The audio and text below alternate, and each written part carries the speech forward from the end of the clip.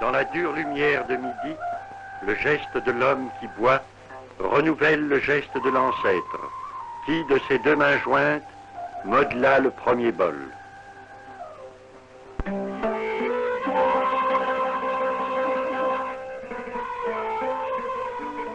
C'est dans les musées d'Alger que sont préservées les plus belles poteries en terre cuite.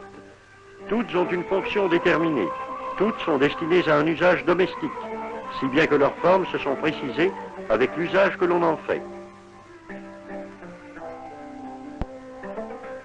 Plats à relief pour la cuisson des galettes.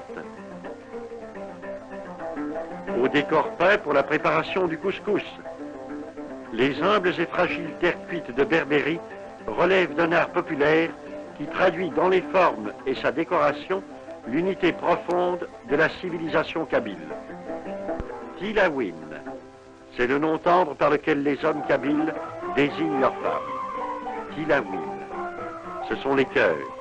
Et les cœurs, par exception dans le pays arabe, ne sont ni recluses ni voilées. À la source, détendue, loin du regard méfiant de l'homme, elle rit, bavarde et se chuchote toutes les nouvelles du village.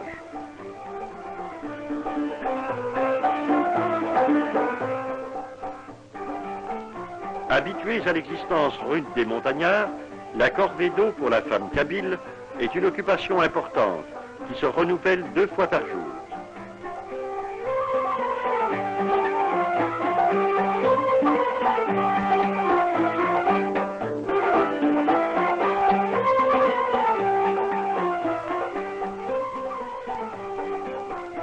La lourde jarre, la cruche remplie d'eau glisse sur la hanche jusqu'au creux des reins, dans le geste souple et harmonieux des porteuses d'amphores.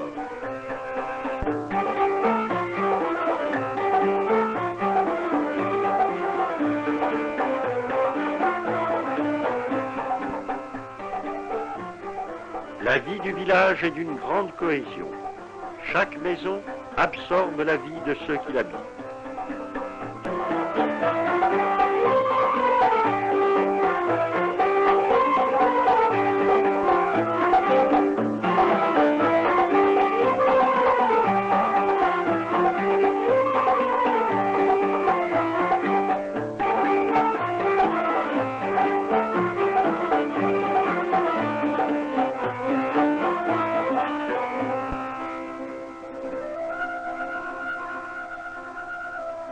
Quand la neige fond sur les hauteurs, que le printemps gagne les pentes de la vallée, les femmes se préparent à la confection des poteries. La terre est ramassée dans des endroits précis. Prospectés dans les champs, les filons d'argile suffisent aux besoins de plusieurs familles. Les hommes n'interviennent pas dans les étapes successives de cette tâche dont les femmes s'acquittent seules. La poterie est strictement une affaire de femmes.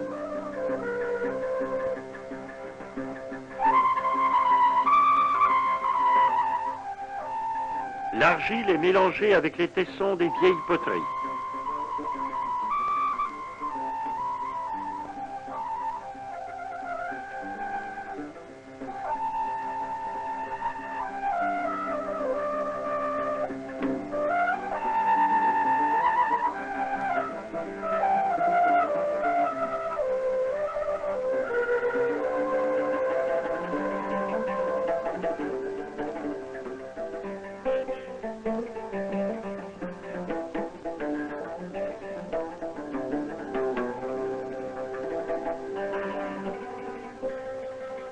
Quand elle a été bien écrasée, le tamisage élimine les déchets.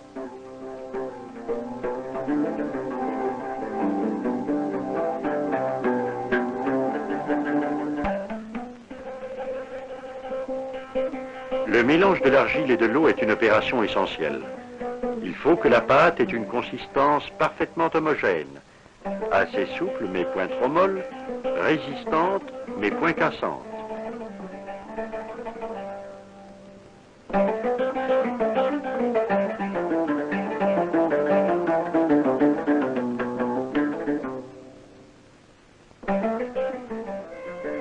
La terre pétrie est prête pour le façonnage. Sur un disque en bouche de vache, La cendre du foyer est étendue uniformément. La terre est travaillée et aplatie avec le dos des doigts repliés.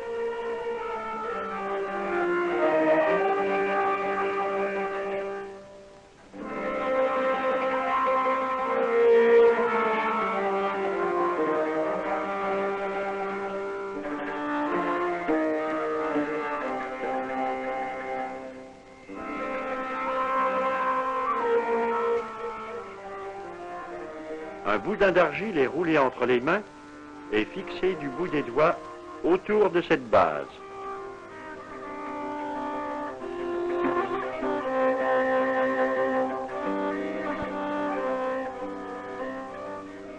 Lorsque le cercle est fermé, avec une raclette en bois, la potière étire la terre, la lisse et l'égalise.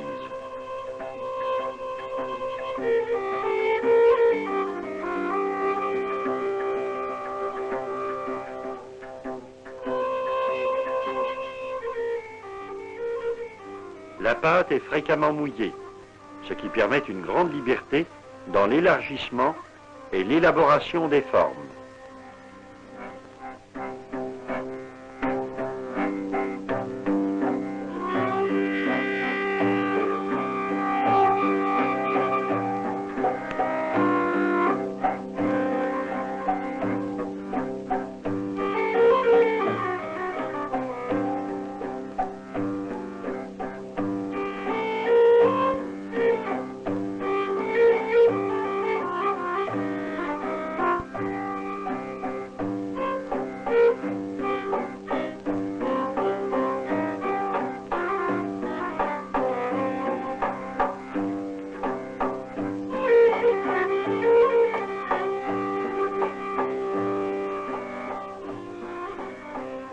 La potière assise se sert de la plaque support pour faire tourner son ébauche, afin d'en atteindre toute la circonférence sans avoir à se déplacer. C'est un caractère habituel aux poteries berbères que le soin très minutieux apporté à régulariser et polir les surfaces.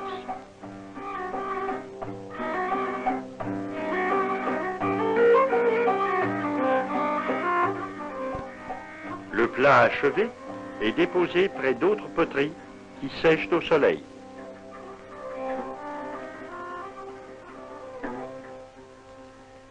Le traitement des surfaces varie naturellement selon le type des poteries.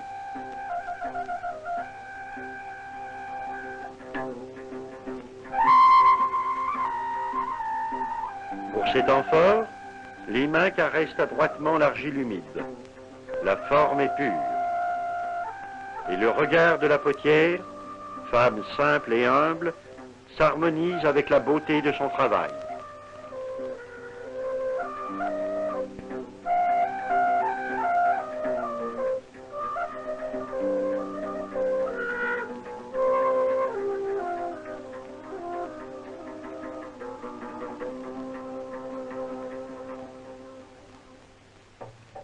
Lumière du printemps, quand les poteries ont bien séché au soleil, les femmes les polissent soigneusement.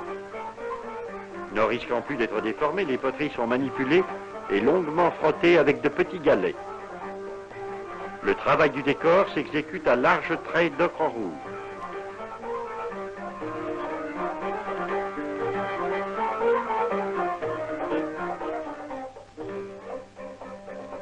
Le dessin est le fait d'une vieille tradition qui, de mère en fille, depuis les temps les plus reculés, perpétue avec des modifications légères la trouvaille d'une aïeule. L'anse de cette jarre est incorporée à la forme générale de façon remarquable. Et il semble qu'une règle absolue de symétrie et d'équilibre dicte la répartition des motifs et des couleurs.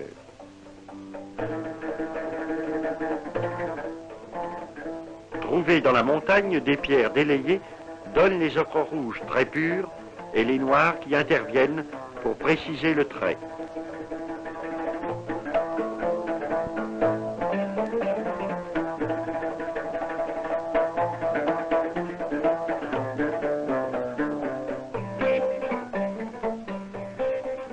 Des poils de chèvre composent les pinceaux, dont la grosseur varie selon l'usage.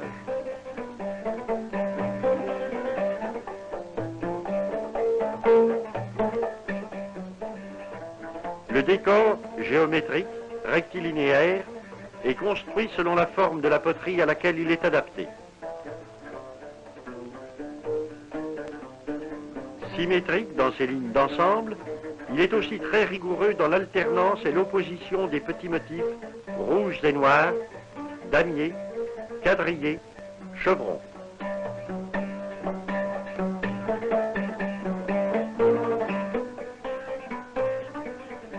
La délimitation des taches de couleur est une étape sensible dans le travail de la potière.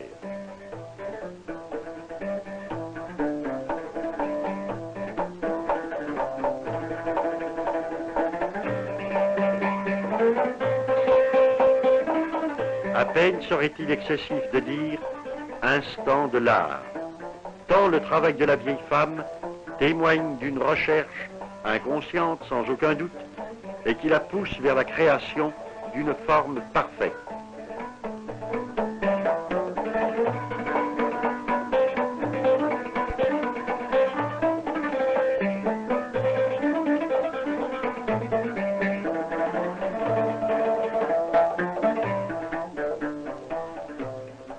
Le travail des femmes est un travail patient. Elles interrompent souvent leur poterie pour les besognes du ménage. Occupation domestique et non métier spécialisé, la place de la poterie modelée dans la société berbère n'est pas celle d'un quelconque artisanat. Dans chaque maison, les femmes s'acquittent de cette tâche, particulièrement absorbante, pour répondre aux besoins d'une année. La forme de ce plat est découpée d'un trait sûr, sans dessin préalable.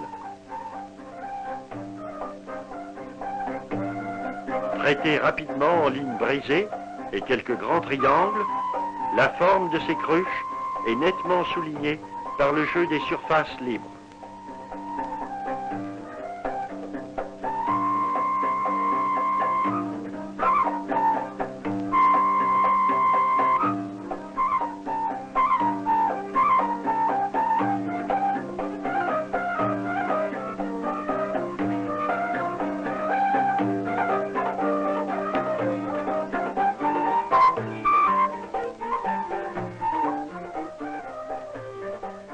Sur les plats et les assiettes, la symétrie axiale conduit au dessin de motifs diamétralement opposés.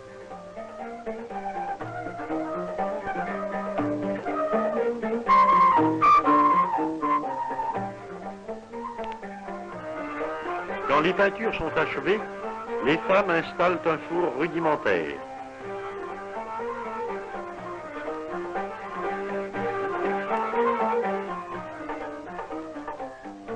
Un lit de branches est improvisé et les poteries sont installées dans un ordre précis, soigneusement concerté afin d'éviter les risques d'éclatement.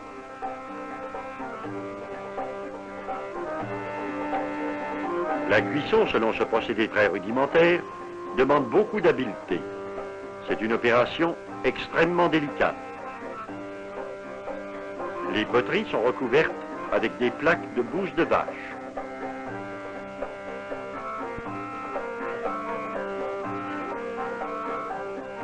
Il est nécessaire qu'elles soient bien isolées des flammes qui les noirciraient et protégées du feu qui les ferait éclater en les brûlant trop.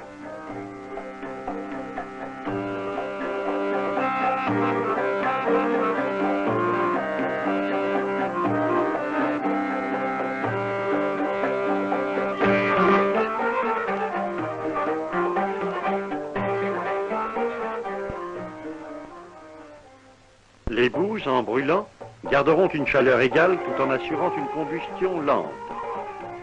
Enfin, les poteries découvertes prennent leur aspect définitif.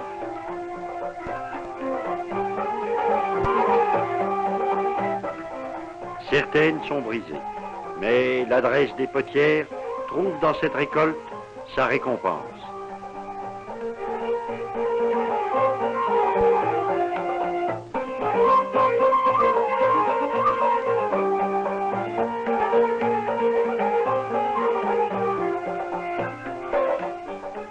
Ces femmes sont joyeuses. Cependant, leur gaieté est paralysée par un simple mouvement de pudeur. Elles se sentent regardées et se raidissent de dignité.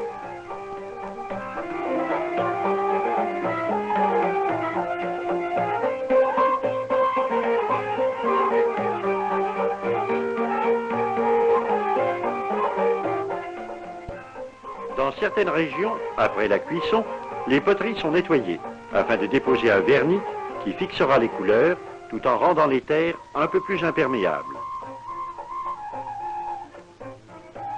Brûlantes, les poteries doivent être traitées quand elles sont assez chaudes pour que fonde le pain de résine que l'on promène sur leur surface.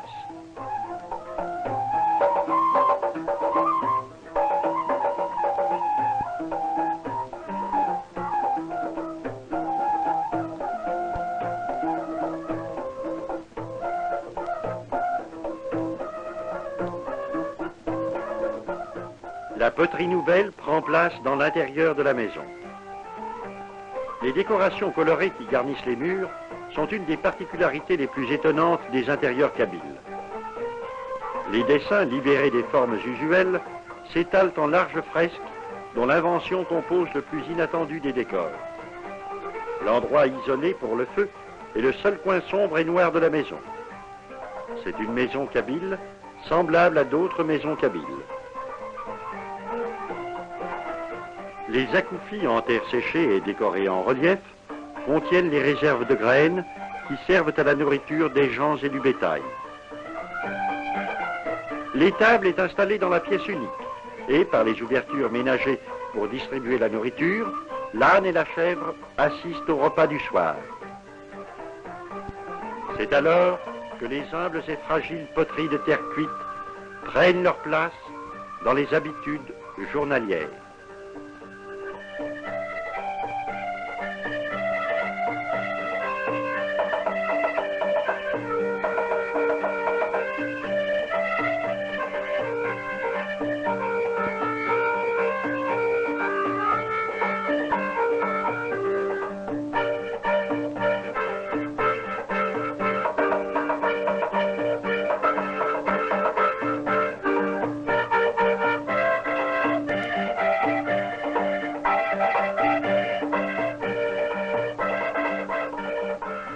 Bientôt peut-être, les potières inspirées ne pourront être vues que dans ce film, et leur art et leur vie restera dans le domaine précis et hanté des images mouvantes.